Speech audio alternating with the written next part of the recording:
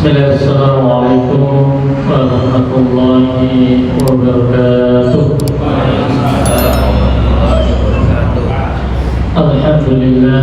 Alhamdulillahi rabbil alamin. Wa bihi nasta'inu ala umuri dunya waddin. Wassalatu wassalamu ala asyrafil anbiya'i wal mursalin Sayyidina Rasulillah Muhammadin sallallahu alaihi wasallam wa ala alihi wa sahbihi ajma'in wa ba'd.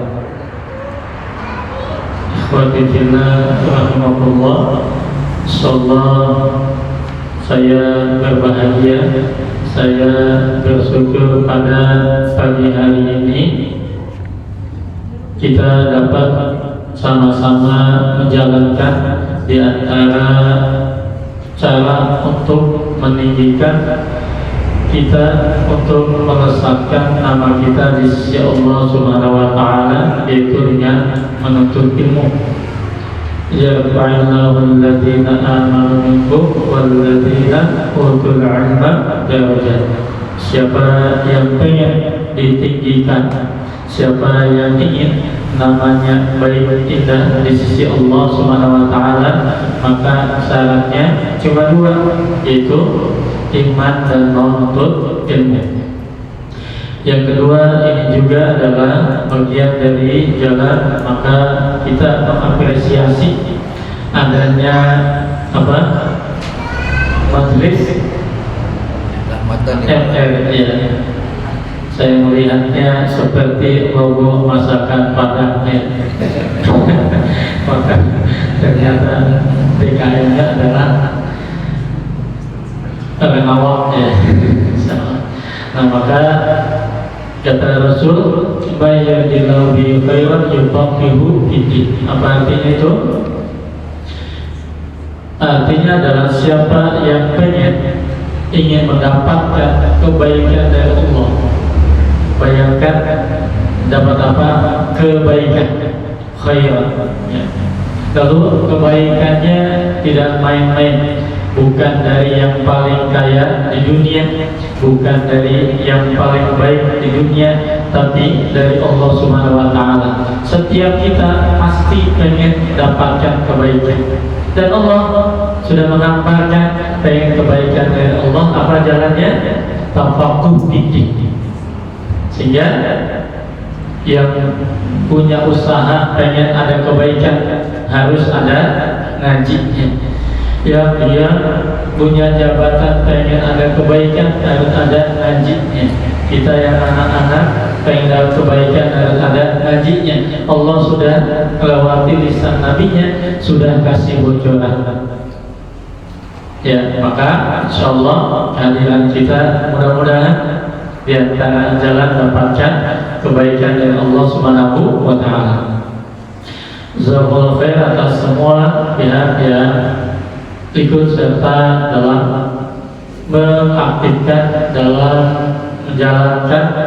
Semoga bisa istiqomah insyaallah. Masjidnya juga masjid istiqomah, masa ngajinya tidak bisa istiqomah. Baik, nah sekarang sebelum kita mulai, dalam hidup ini yang paling penting apa? Yaitu goalnya, tujuannya, targetnya.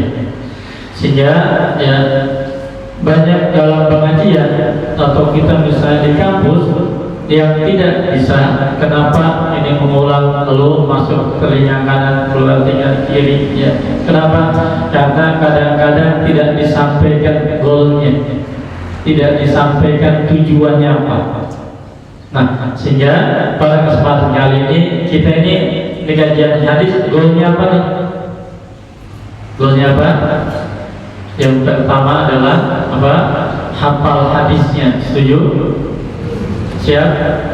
Ya. Siap. Harus goal, target. Sehingga ini saya sudah ngaji, saya sudah ikut kajian.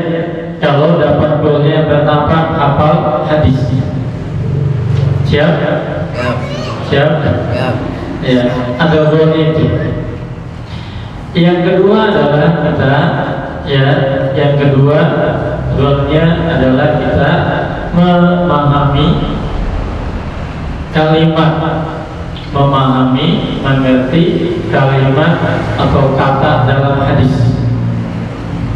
Nah, itu sehingga ketika misalnya kita membahas hadis tentang innamal a'malu binniyat, kita sudah tahu innama itu apa misalnya. Yang ketiga adalah kita goalnya yaitu pemahaman dan hukumnya. Pemahaman hadis itu apa? Yang keempat adalah aplikasi, implikasi dalam kehidupan.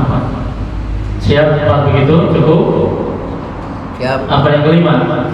Ada ujiannya ya, kalau di kampus ya. Siap? Yang pertama adalah kita goalnya bismillah, targetnya hafal hadisnya. Gak usah takut ya. Yang kedua adalah kita memahami kalimat katanya, minimalnya sebagian besar atau yang susah dipahami. Yang ketiga adalah pemahaman dan hukumnya. Yang keempat, bagaimana kita melangkah dalam aplikasi dalam kehidupan kita. Siap ya? Baik. Nah, sebelumnya kita mulai, insyaallah kajian kitabnya adalah kitab hadis Al-Arba'in An-Nawawiyah. Nah, ini saya kira ada info khususnya, tidak ada ya. Nah, saya akan membacakan awal untuk kita pengenalan. Nanti sudah saya buat ya. Yang pertama adalah sekilas tentang kitab Al-Arba'in An-Nawawiyah. Kitab hadis yang sudah antum kenal, kitab hadis yang juga dijadikan sebagai souvenir dalam pernikahan ya. Apa yang pertama adalah ia kitab hadis yang memuat sebanyak 42 hadis. Kenapa disebutnya arba'in? Arba'in itu artinya 40, padahal isinya 42. Mestinya istilah arba'in yaitu 42. Ini adalah kebiasaan orang Arab ya, yang biasa menghilangkan bilangan pecahan untuk menyebutkan sesuatu. Jadi kalau misalnya ada yang nanggung disebutkan arba'in. Yang kedua adalah misalnya 42, duanya tidak disebutkan arba'in ya. Misalnya 73 tidak disebutkan ya, hanya dengan sab'in. Yang kedua adalah untuk memudahkan karena kalau di kalangan Arab itu yang namanya arba'in itu adalah sudah jadi pengingat, identiknya ketika usia. Arba'in usia sudah jadi dewasa, sudah tidak coba-coba lagi, sudah matang arba'in ya. Maka ada 40 disebutkan 40 dalam kategori tetangga kita 40 arba'in. Nah, sehingga ketika arba'in tidak identik dengan hanya 40. Yang berikutnya adalah tentang kitab Imam An-Nawawi, yaitu hadis-hadis utama yang dapat dijadikan panduan hidup muslim yang praktis dan komprehensif. Jadi semuanya ya, Imam Nawawi sangat cerdas. Ia memilih 40 hadis, 42 hadis ini ia adalah hadis yang utama yang jadi rujukan. Kalau kita lihat ia jadi panduan hidup praktis. Saya ngisi dari tahun 2022 yang kajian hadis online, dokter spesialis UI alumni sekarang jadi dokter spesialis di rumah sakit besar. Di antaranya adalah kajiannya adalah saya pindah ke Al-Adab Al-Mufrad, awalnya kitab arba'in. Jadi masing-masing nanti ada terapannya, apa nih? Langkah amalnya. Dan mereka yang sama sibuk ya berupaya mengkaji hadis, tiap pekan kajian, lalu nanti ada turunannya. Ternyata hebat. Hadis pertama apa nih, aplikasi hebat. Yang ketiga, hadis Arba'in An-Nawawiyah ini adalah sebagai ringkasan dari banyaknya hadis yang memang sejak zaman beliau hingga saat ini terbukti kita ini senantiasa nanya apa ringkasannya mana. Banyak tuh, ratusan ribu jutaan hadis, lalu disedikitkan menjadi 42. Maka yang 42 ini mestinya bisa hafal, bisa dikaji, bisa diaplikasikan. Itu kita hadis Arba'in An-Nawawiyah. Lalu yang keempat, yang diakui oleh para ulama dan umat menjadi pembelajaran utama dan awal mengkaji hadis. Hadis biasanya kan banyak awal, untuk yang awal khususnya awal itu adalah Arba'in An-Nawawiyah, Al-Arba'in An-Nawawiyah, baru ke yang lain. Yang kelima, ia termasuk al-kutub al-far'iyah bil hadis. Ya, yaitu ingat Arba'in An-Nawawiyah ini adalah kitab hadis yang sekunder, yang kedua. Kalau yang otoritatif yang pertama ada kutubus sittah, apa aja? Sahih Bukhari, Sahih Muslim, Sunan Abu Dawud, Sunan Tirmidzi, Sunan Nasai dan Sunan Ibnu Majah. Nanti kutubus tis'ah yang kedua tambah Muwatta, ya Malik, tambah Ustaz Ahmad, ya tambah Imam Al-Hakim, ya Sunan Al-Hakim. Jadi ini kitab sekunder, ya, kitab kajian bukan yang utama. Yang berikutnya adalah kita ingin melihat, ini ada grupnya nggak nih? Ada? Hah? Oh, saya share aja ya materi ininya apa? Terpoinnya.